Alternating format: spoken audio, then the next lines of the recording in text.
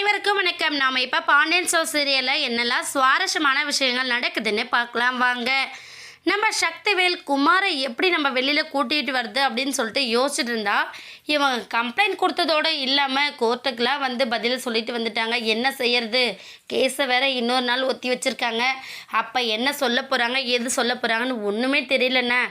என் பிள்ளைய வெளியே கூட்டிகிட்டு வந்துடுவீங்களானே எனக்கு ரொம்ப சந்தேகமாக இருக்குண்ணா அப்படின்னு சொல்லிட்டு நம்ம முத்துக்கிட்ட வந்து புலம்பிகிட்டு இருக்காங்க.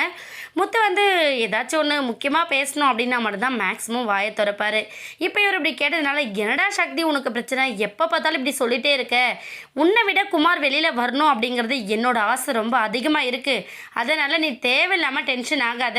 அவங்க வந்து சொன்னால் என்ன, அவங்க தரப்பை அவங்க சொல்லிட்டு போட்டோம், நம்ம பிள்ளைய எப்படி கூட்டிகிட்டு வரணுமோ அப்படி கூட்டிகிட்டு வரலாண்டா அப்படின்னு சொல்கிறாங்க. ஆனால் எனக்கு அந்த நம்பிக்கை இல்லைன்னு.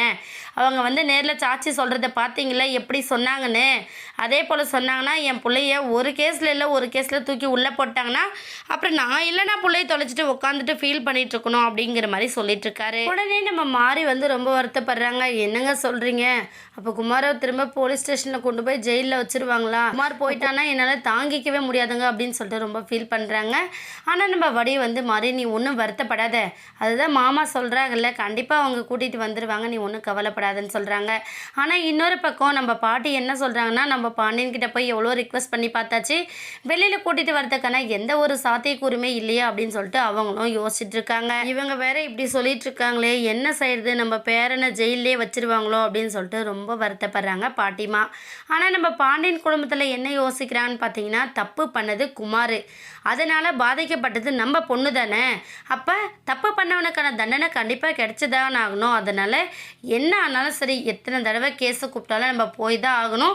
அவன் பண்ண தப்புக்கான தண்டனையே கோர்ட்டு என்ன கொடுக்குதோ கொடுக்கட்டும், நம்ம நடந்த விஷயத்த மட்டும் சொல்லிட்டு வந்துடுவோம் அப்படிங்கிற முடிவில் ரொம்ப கான்ஃபிடெண்ட்டாக இருக்காங்க. இதில் குமார் வெளியில் வரப்போகிறாரா இல்லை ஜெயிலே கிடக்க போகிறாரா அப்படிங்கிறது ரொம்பவே சஸ்பென்ஸாக இருக்குது. வெயிட் பண்ணி பார்க்கலாம். இந்த வீடியோ உங்களுக்கு பிடிச்சிருந்தா மறக்காமல் நம்ம சேனலை சப்ஸ்கிரைப் பண்ணுங்கள். தேங்க்யூ.